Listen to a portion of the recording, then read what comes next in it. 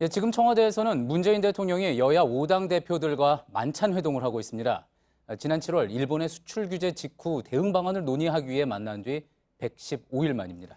최근 모친상 때 조문을 온 데 대한 답례 성격으로 마련한 자리이긴 하지만 오늘이 임기 후반기 첫날인 만큼 야당과의 협치를 다시 살리겠다는 문재인 대통령의 의지도 담겼다는 평가가 나옵니다. 예, 이에 앞서 청와대에서는 노영민 비서실장과 정의용 국가안보실장, 김상조 정책실장 등 이른바 3실장의 첫 간담회도 있었습니다. 이 소식은 잠시 후 또 자세히 전해드리도록 하고요. 먼저 이 시각 만찬 어떻게 진행되고 있는지 청와대 취재기자를 연결하겠습니다. 자, 이서준 기자, 만찬이 오늘 오후 6시부터 시작됐습니다. 지금도 진행이 되고 있는 거군요. 네, 제가 오후부터 이곳 청와대에 계속 나와 있는데 아직까지 만찬이 끝났다는 소식 들려오지 않고 있습니다. 청와대는 따로 만찬이 종료됐는지 여부를 공지하진 않겠다고 했고 각 당 차원에서는 기자들에게 종료를 알릴 것으로 보입니다. 예. 자, 그렇다면 2시간 정도 넘게 지금 만찬이 진행되고 있는 것이니까 예상보다는 또 길어지고 있는 것 같습니다. 자, 오늘 만찬에서 여야 5당 대표 외에 또 자리를 함께했던 배석자가 있었습니까? 네, 문재인 대통령과 여야 5당 대표 그리고 노영민 비서실장이 자리를 함께하고 있습니다. 문 대통령은 이틀 전에 모친의 묘소가 있는 경남 양산에 갔다가 오늘 부산에서 열리는 한 아세안 기념 에어쇼에 참석할 예정이었는데요. 오늘 만찬 일정이 잡히면서 김정숙 여사만 에어쇼에 참석하고 대통령은 오후에 청와대로 복귀했습니다. 만찬 장소는 대통령 내외가 머무는 관저입니다. 상춘제나 본관이 아닌 관저로 당대표들을 초대한 건 이번이 처음입니다. 예, 혹시 지금까지 어떤 이야기가 오갔는지 만찬은 이제 비공개라고 알려져 있는데 혹시라도 조금이라도 공개된 게 있습니까? 일단 청와대는 오늘 자리에 대해 문 대통령이 모친상 조문에 감사를 표하는 자리다라고 설명을 하긴 했는데요. 근데 청와대 고위 관계자는 이 만찬과 함께 술도 곁들이면서 편안한 분위기에서 많은 얘기가 오갈 것이라고 했습니다.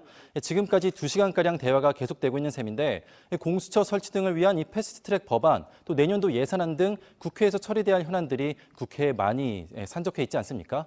이에 대해서도 문 대통령이 협조를 구하고 또 당대표들과 논의하는 자리가 될 것으로 보입니다.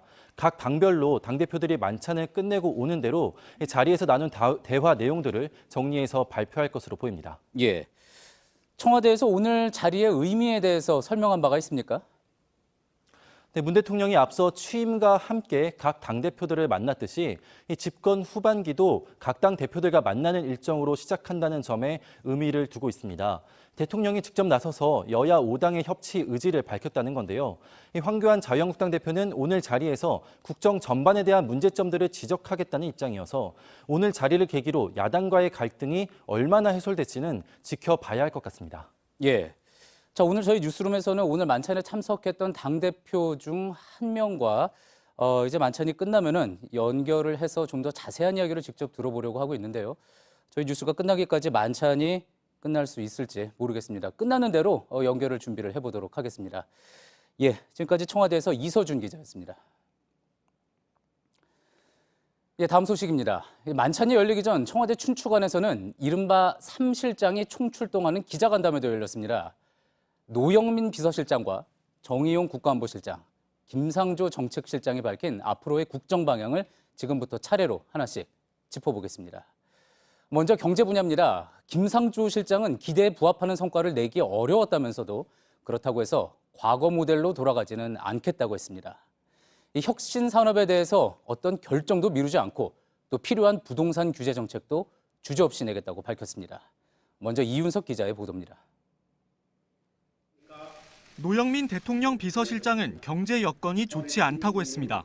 안으로는 저성장, 저출산 고령화 등 전환의 계곡을 건너는 과정에서 미중 무역 분쟁, 일본의 수출 규제 등 대외 여건도 녹록치 않습니다.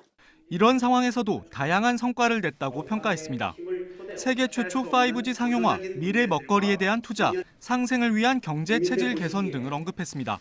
다만 일자리 문제에 대해선 지표상으론 개선된 부분도 많지만 체감 성과가 낮은 게 현실이라며 이 부분이 아프다고 말했습니다. 최근 논란인 부동산 문제에선 김상조 정책실장이 나섰습니다. 김 실장은 과열 조짐을 보이는 일부 지역에 대해선 핀셋 규제 원칙을 계속 유지하고 강화할 것이라고 말했습니다. 그러면서 필요하다면 분양가 상한제 대상을 확대할 수 있다고 했습니다. 또 특정 지역의 고가 아파트 구매자 가운데 자금 조달 계획서의 신뢰도가 떨어지는 사람들은 자금 출처를 소명해야 할 것이라고도 했습니다. 특히 김 실장은 대출 규제, 세제 등 다양한 정책 수단을 갖고 있다며 필요한 때 필요한 정책을 주저없이 시행할 생각이라고 했습니다. JTBC 이윤석입니다. 예, 다음은 외교안보 분야입니다. 북한이 미국과의 핵 협상 시한을 연말로 못을 박았죠. 이에 대해서 정의용 국가안보실장은 진지하게 보고 있다고 했습니다. 그러면서 여러 비상계획을 준비하고 있다고 밝혀 그 내용이 주목되기도 하는데요. 지소미아와 관련해서는 한일 관계가 정상화된다면 연장을 다시 검토할 용의가 있다고 했습니다. 이어서 이주찬 기자입니다. 정의용 청와대 국가안보실장은 먼저 그동안 한반도에서 전쟁 억지력을 높였다고 강조했습니다. 남북 군사 합의를 통해서 접경지대에서의 우발적 충돌을 제도적으로 차단하여 한반도에서의 전쟁 가능성을 현저하게 감소시켰습니다. 또 정 실장은 북한이 비핵화 협상 재개 시한을 연내로 못 박은 것과 관련해 우리 정부도 상당히 진지하게 보고 있다며 미국이 북한을 적극 설득하는 것으로 한다고 밝혔습니다. 그러면서 예단에서 언급하기는 적절치 않지만 여러 비상계획, 이른바 컨틴전시 플랜에 대비해 미국과 공조하고 있다고 말했습니다. 북한이 금강산 관광시설을 철거하겠다고 통보한 것에 대해선 시설이 낙후돼 있고 본격적인 관광 재개를 위해서는 어차피 재개발이 필요하다고 판단하고 있었다고 했습니다.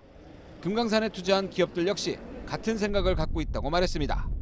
간담회에선 한일 양국의 군사정보보호협정, 지소미아 종료를 앞두고 창의적 해법은 없느냐는 질문도 나왔습니다. 정 실장은 한일 관계 정상화만 된다면 지소미아 연장을 다시 검토할 수 있는 용의가 있다며 다만 이런 입장은 일본에 누차 설명했다며 일본의 태도 변화가 있어야 한다는 취지로 말했습니다. JTBC 이주찬입니다. 내년 총선을 앞두고 청와대 개편과 개각을 예고하는 발언도 나왔습니다. 총선과 관련해 당에서 요구하고 또 본인이 동의한 사람들은 놓아드려야 한다. 노영민 비서실장의 이야기인데 그러면서 야권 인사도 앞으로 기용을 할 수 있다는 이른바 탕평 인사도 거듭 강조했습니다. 계속해서 유한울 기자입니다. 노영민 대통령 비서실장은 조국 전 법무장관 후임자를 찾는데 가장 심혈을 기울이고 있다고 했습니다. 훌륭한 많은 분들이 고사하면서 최근 상황 속에서 정말 자신 없다는 말을 많이 한다면서 인선이 생각보다 정말 쉽지 않다고 했습니다. 노 실장은 내년 총선 전 추가 개각과 청와대 개편도 함께 예고했습니다. 총선과 관련해 당에서 요구하고 본인이 동의한 사람들에 대해 놓아드려야 한다는 생각은 갖고 있다고 한 겁니다. 그러면서 앞으로 있을 고위공직자 인사에 대한 방침도 얘기했습니다. 제일 강조한 건 탕평 인사입니다.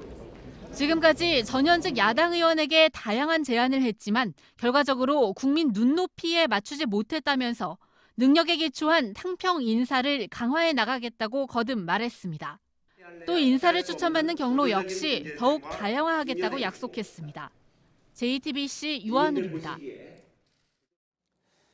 예, 이번 청와대 3실장 간담회는 현 정부에서 처음으로 마련한 자리였습니다. 이와 관련해서 청와대 출입하는 안익은 기자와 오늘 간담회 내용 좀 더 자세히 나눠보겠습니다. 자, 안 기자, 지난번 이제 국정감사 때 노영민 실장이 이런 질문을 받았습니다. 문재인 정부에서 가장 잘못한 게 뭐냐? 어떤 구체적인 대답은 없었는데 오늘 이와 관련해서 좀 더 언급이 있었다고 하죠? 네, 먼저 지난번 국정감사 때의 답변 먼저 보겠습니다. 예. 예, 가장 잘못했다라고 한다면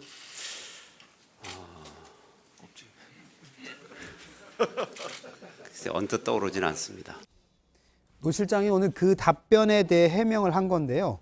국민 삶 속에서 국민이 체감할 만큼 우리 노력이 제대로 이루어지지 않은 게 결국 일자리가 아니었느냐, 이렇게 새로 답을 했습니다. 예. 그리고 검찰개혁 등 머리에 갑자기 몇 개가 떠올랐는데 그중에 하나를 선택하는 게 정치적 행위로 받아들여질 수도 있겠구나, 이렇게 생각을 해서 그렇게 답한 것이라고 해명을 했습니다. 예. 그러니까 지표상으로 개선됐지만 체감 성과가 낮은 부분이 아프다고 했는데 피부에 와닿는 일자리 정책이 부족하다는 것을 솔직하게 인정한 것으로 보입니다. 예, 그러니까 잘못한 게 없다고 생각해서 국정감사 때 그렇게 이야기한 게 아니라 여러 가지가 떠올랐지만 딱 한 가지만 이야기를 하면 짚기가 어려워서. 예, 문제가 될 수 있기 때문에 그랬다. 알겠습니다. 또 노영민 실장은 이제 탕평하고 투명한 인사 원칙을 또 한번 강조를 했습니다. 그러면서 이와 관련된 어려움도 언뜻 비치기도 한 것 같고요. 예, 노 실장 스스로 법무장관 후임을 구하는데 최근 들어서 정말 자신이 없다는 말을 많이 듣는다면서 고충을 토로하기도 했습니다. 그만큼 조국 전 장관 사퇴 이후 인재 발굴에 어려움이 있다는 걸 인정한 것으로 보이고요. 또 윤석열 검찰총장이 조 전 장관 임명에 반대하는 거 아니냐 이런 세간의 분석도 있었는데 사실과 다르다고 부인을 했습니다. 예. 그리고 총선에 출마할 인사는 놓아드리겠다 이런 말도 했는데 법무장관 원포인트 인사 이후에 추가로 총리 교체 등 연말 연초 총선용 개각이 있을 것이라고 시사한 것으로 보입니다. 예. 자, 안보 문제 쪽으로 좀 가볼까요? 역시 이제 북미 간의 대화가 지금 교착 상태에 있고 상당히 어려운 상태에 있다는 것을 또 같이 공감을 하면서 그러면서 한미가 물밑에서 많은 노력을 하고 있다 이런 부분을 강조했던 것 같군요. 네, 정의용 안보실장도 그런 부분을 많이 내비쳤는데요. 미 측에서 매우 적극적으로 북한을 설득하고 있다. 2017년 이전 상황으로 절대 돌아가서는 안 되겠다. 이런 말을 했고요. 북한이 다시 긴장을 고조시킬 가능성에도 대비해서 컨틴전시 플랜, 이른바 비상계획을 준비하고 있다는 말도 했습니다. 지소미아 종료에 대해서도 한일 양국 간 풀어야 할 사안이고 한미동맹과는 상관없다. 이런 입장을 나타냈는데 사실상 한일 관계에 변수가 없는 한 지소미아는 종료할 수밖에 없다는 입장을 나타낸 것으로 보입니다. 예, 알겠습니다. 김상조 정책실장 발언 관련해서 좀 더 이야기를 해보죠. 지금 뭐 부동산 가격이나 타다 같은 이제 혁신기업 기소된 문제 여러 가지가 지금 경제 문제가 놓여 있는데, 자, 그 어려움이 있다고 해도 과거 낡은 모델로 돌아가지는 않을 것이다. 그렇게 또 강조를 했군요. 네, 그렇습니다. 부동산이나 대학 입시제, 공유경제 제도화 등을 놓고 필요한 결정은 하겠다며 단호한 모습을 보였는데 오늘 발언 들어보겠습니다. 예. 필요한 때에 필요한 결정을 내리는 책임지는 모습을 견지할 것입니다. 오늘의 결정을 내일로 미루는 것이 가장 무책임한 것이기 때문입니다. 다만 타다 관련 기소를 놓고는 정부가 제대로 교통 정리를 못 해준 부분이 언론에서 지적을 받기도 했는데 이 컨트롤 타워가 청와대라는 점에서 이 발언과는 좀 다소 어긋난 부분이다. 이런 지적도 나오고요. 오늘 또 혁신가들의 이익을 취약계층과 나눠야 한다고 지적한 부분도 좀 있었는데 이 부분도 좀 더 구체적인 강론이 필요하다는 지적도 나옵니다. 예, 알겠습니다. 안익은 기자였습니다. 문재인 대통령은 오는 19일 국민과의 대화에도 나섭니다. 이번 국민과의 대화는 패널 300명이 질문을 하고 또 문 대통령이 직접 답하는 자유토론 방식으로 진행됩니다. 문 대통령 집권 후반기를 맞아 열리는 이번 행사는 19일 저녁 생중계됩니다. 예, 오늘 오후 6시부터 시작된 문재인 대통령과 5당 대표의 만찬, 지금까지 계속 되고 있는 걸로 파악이 되고 있습니다. 지금 시간이 8시 29분 지나고 있으니까 2시간 30분 정도 지금 이어지고 있는 건데요. 지금 상황이 어떤지 청와대 취재기자를 다시 한번 연결해 보겠습니다. 자, 이서준 기자, 청와대 만찬 종료가 됐다는 공지는 아직까지 나오고 있지 않는 거죠? 네, 그렇습니다. 청와대 그리고 여야 5당 모두에서도 아직까지 종료가 됐다라는 공지는 없었습니다. 저희가 좀 취재를 해보니까 지금 방송에서 한 10분 전까지만 해도 이 만찬이 한창 진행 중이라는 소식을 들을 수 있었습니다. 말씀하신 것처럼 2시간 반이 넘도록 만찬이 이어지고 있는 건데요.